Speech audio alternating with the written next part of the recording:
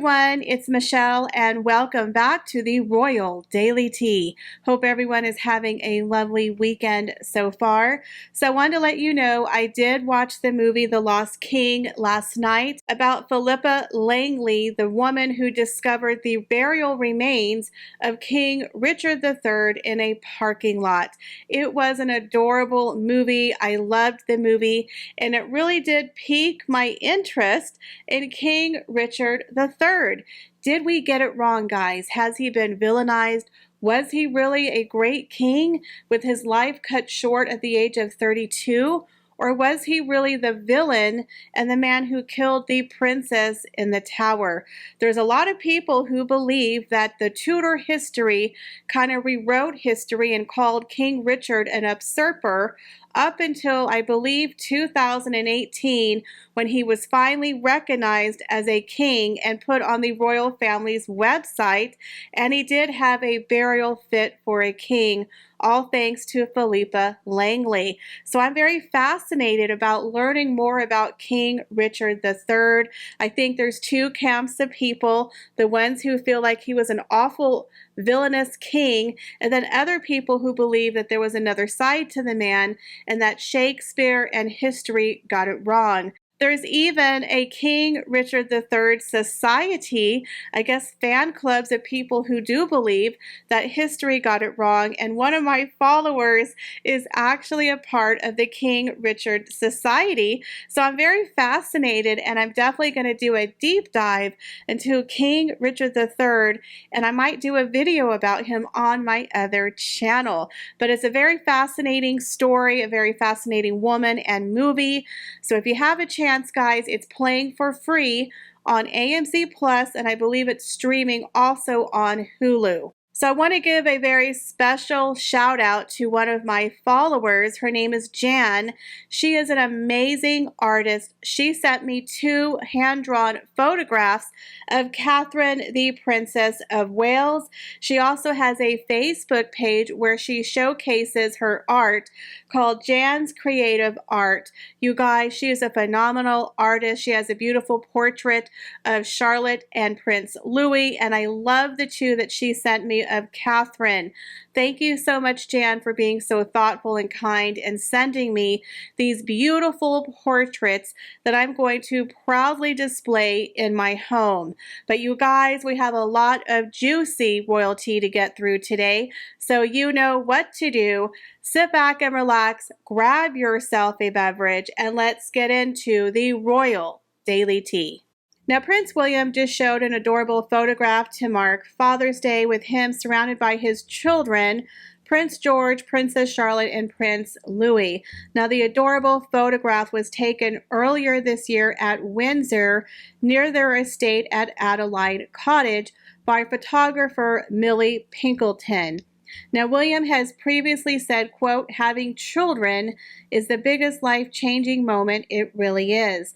I think when you've been through something traumatic in your life, like your dad not being around, my mother dying when I was younger, the emotions come back in leaps and bounds. He added, my wife Kate and I, we support each other and go through these moments together. This is awesome. I love the photograph. So happy Father's Day to all of the fathers out there. So today was the Trooping the Color, the very first one for King Charles's reign, the very first monarch to ride on horseback in 30 years.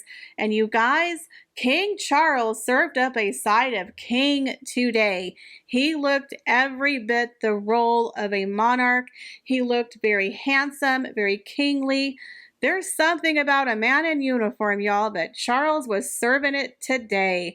74-year-old monarch showed everyone, I'm still the king, I'm here, and the monarch is doing just fine. I love to see the 4 of them out there riding with Princess Anne as his protector. She is such a badass. She's out there acting like this is nothing in that heat, in that uniform. They're like steel. I love that about them. Then you had Prince Edward, who I believe for the very first time was participating in the Trooping the Color. Then we had the gorgeous Prince William, who makes my heart go pitter-patter in that uniform. directly behind his father, sending a very strong message. The monarch is here to stay. My father has the monarch, but I'm next. And you guys, that's all we need. Harry and Meghan who? The monarch is here to stay. They're stronger than ever. Granted, there's a lot smaller amounts of working royals, but that's okay. We have Princess Anne.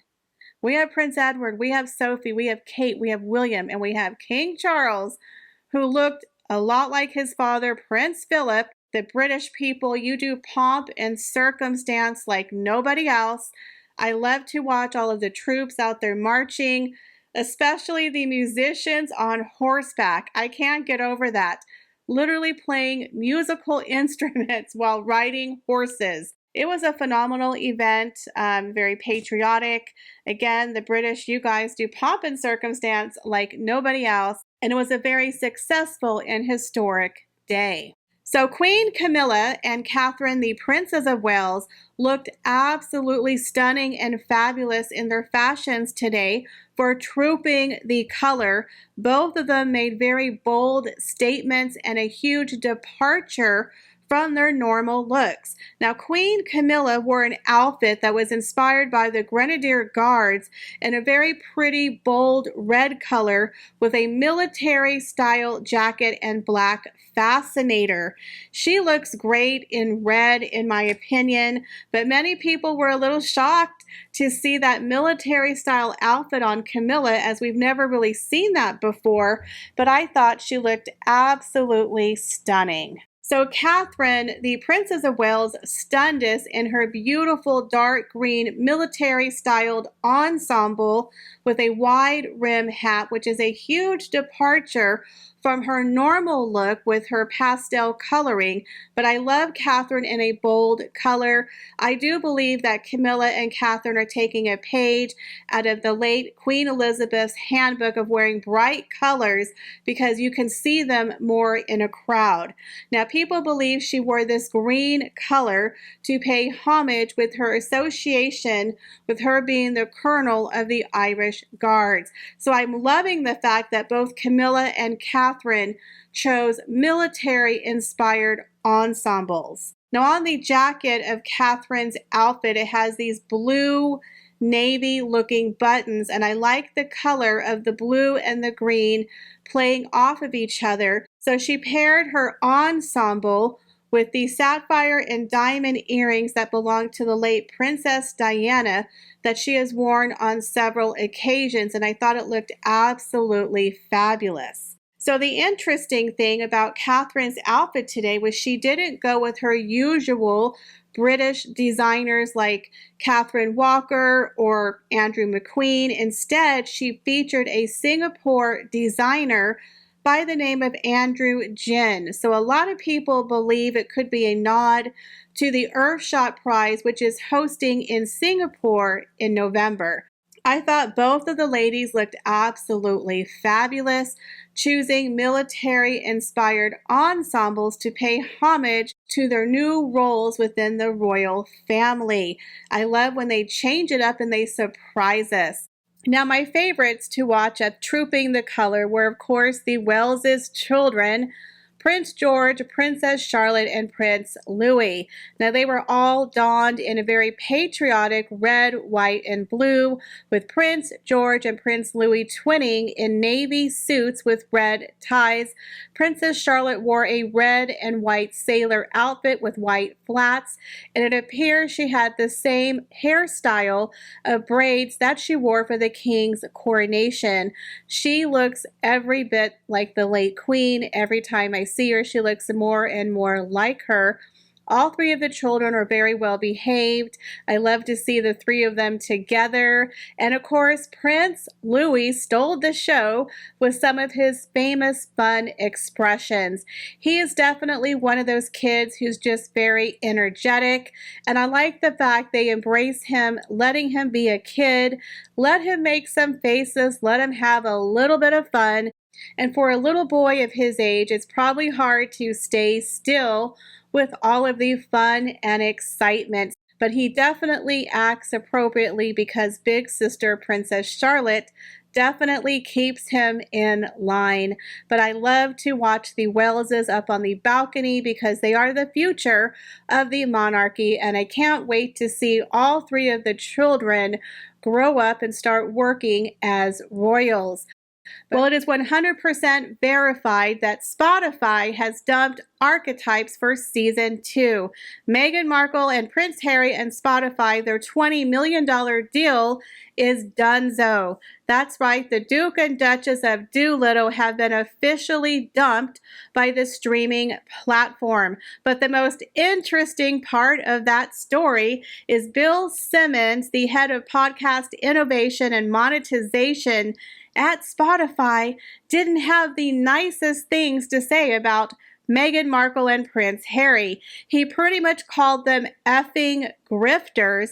He said that's the podcast we actually should have launched with them. So Bill Simmons says he has an amazing Prince Harry story and that he has to get drunk one night and tell the story of the Zoom call that he had with Prince Harry when he was trying to help him to develop an idea for a podcast. He said it's one of my best stories.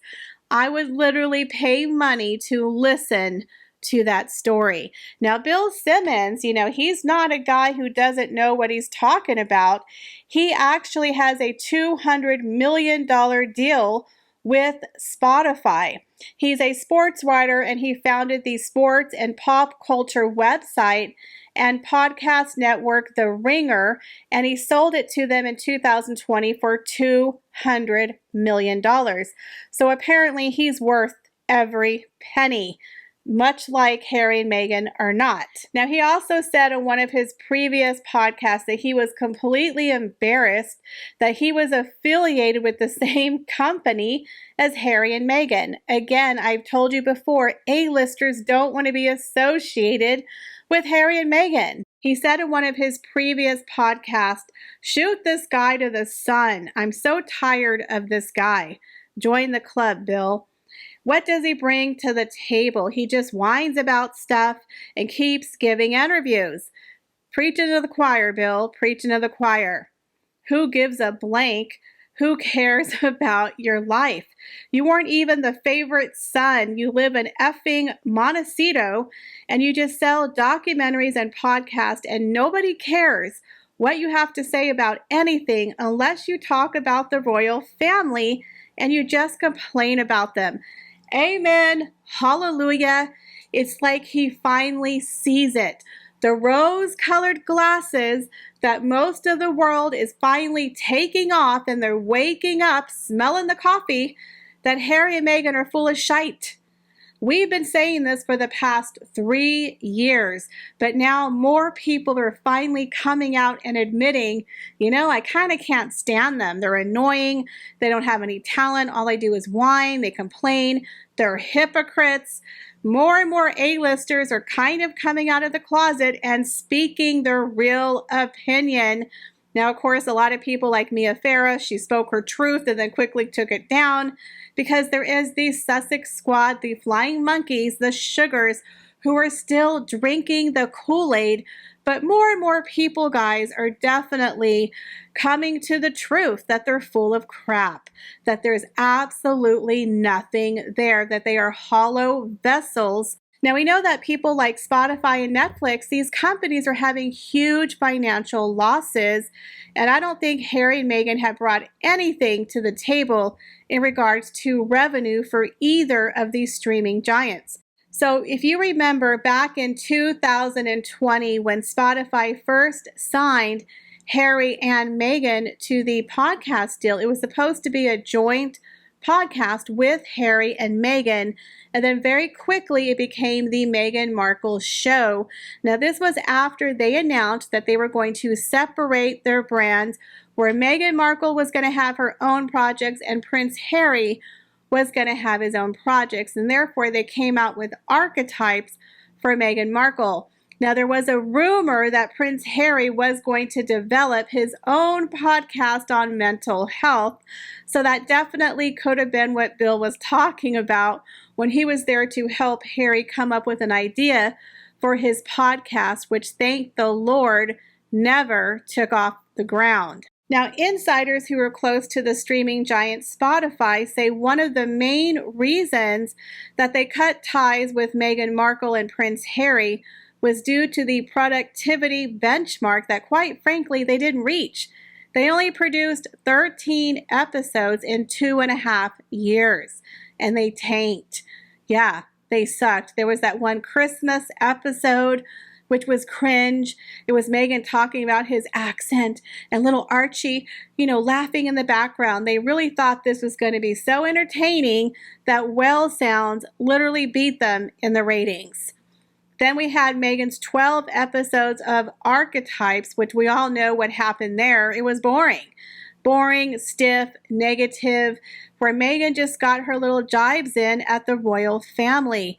And we were so bored and tired of listening to her and her 1% celebrity friends talk about their poor lives.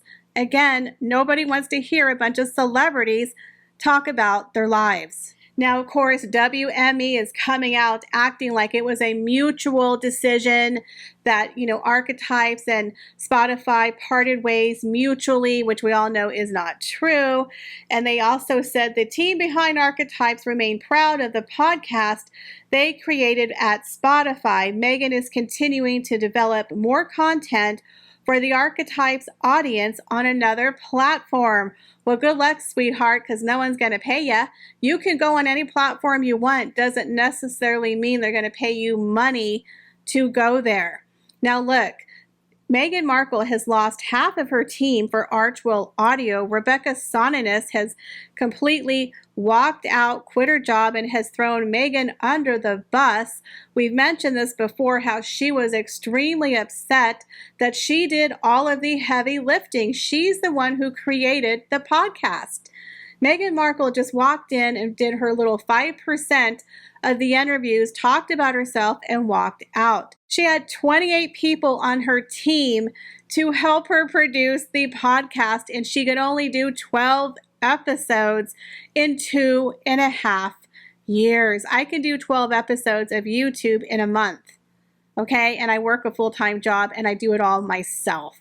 That is ridiculous, the amount of help this woman has, and she can't produce anything, barely any content. And I believe that was because they were forcing her. If you remember, they were having a lot of problems behind the scenes where Harry and Meghan came out with, well, we don't like Joe Rogan and the false information he's sharing. That was a mistake. They were trying to attack Joe Rogan, and then they hired that third-party company which was associated with Spotify to say, you better produce this podcast or it's done. So that is why she finally came out with those 12 episodes and a team of 28 people to do all of the work for her. It definitely reminds me of when Mariah Carey does a live performance and those poor backup dancers are literally carrying her around like the Queen of Sheba. Talk about heavy lifting. It's like, ooh.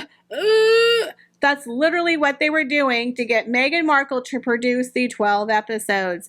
A lot of heavy lifting. I mean, does the woman even wipe her own butt? Does she have a bidet that wipes her butt and people lift her off the toilet and get her dressed in the morning? The woman has maids and nannies and chauffeurs and security and a PR firm. She doesn't do anything. She is the Duchess of Doolittle. Like I said, I don't even think she wipes her own ass. Seriously, what do you do with yourself all day? So it's going to be very interesting to see where they think they're going to house Archetypes because, like I've said, the Markle Sparkle is gone. This is no longer 2020. We're in mid-2023, where all of the debacles and negativity of your brand are now known. The rose-colored glasses have come out, and more A-listers and people are speaking out about the dynamic duo of Do Nothing from Montecito. The problem with Harry and Meghan is they are now in a house of cards. Like I've said before, the dominoes are starting to fall. They built their brand on a house of sand. They don't have a solid foundation. They built their brand, what they call brand, Archwell Foundation, Archwell Audio. They built it on hypocrisy, lies, victimhood, and negativity. There's no hard work. There's no talent. There's not even a product. The only thing they've managed to monetize and sell is their victimhood stories and their ties to the royal family. Bill Simmons was 100% correct and mirrored everything that we have been saying in the Megxit community. So none of us are really completely shocked that it's done so, but in my opinion, Netflix is coming next. Now, I know there's been a lot of controversy and talk about Netflix, that we all believe that The Heart of Invictus was going to be canceled. Well, Netflix did come out and say that they're very much still releasing The Heart of Invictus summer of 2023, although they have not given a date. And here it is, June 16th, and we don't have a date. I find that very suspicious. But I do believe they're trying to polish a turd. They're trying to save face. But there are still a lot of rumors that the relationship between Harry and Meghan and Netflix is not good. They haven't produced hardly anything for Netflix. The only thing they've managed to produce in almost 3 years is their docuseries for Netflix and the Live to Lead, which was a project they just slapped their name on and tanked. They didn't do Pearl, and The Heart of Invictus still hasn't been released, although they now say it's coming out. But again, they've only done one series on Netflix, which was bashing the royal family. There's nothing creative about this couple. There's no rom-coms, there's no original artwork or series. It's just tabloid trash. It's just reality show stuff, basically calling it a docu-series, but it was more like a reality show. It was a scripted reality show. Now, we know that The Crown is working on their final season, and they are going to include the infamous Nazi uniform that Prince Harry wore. So we don't know if they're going to do the spare version where they're going to blame William and Catherine for Prince Harry wearing the Nazi uniform, or if they're going to go down a different avenue and blame Harry. So it's very interesting that he has a, quote, working relationship with Netflix, but yet they're going to include some dirt on him in The Crown. So what do you guys think about Spotify coming out and announcing that they have cut ties with Meghan Markle and Archetypes? And what do you think of Bill Simmons telling people he thinks they're a bunch of effing grifters? Leave me your comments, guys, down below. As always, I appreciate each and every one of you, and I hope to see you in the next video. Bye, guys.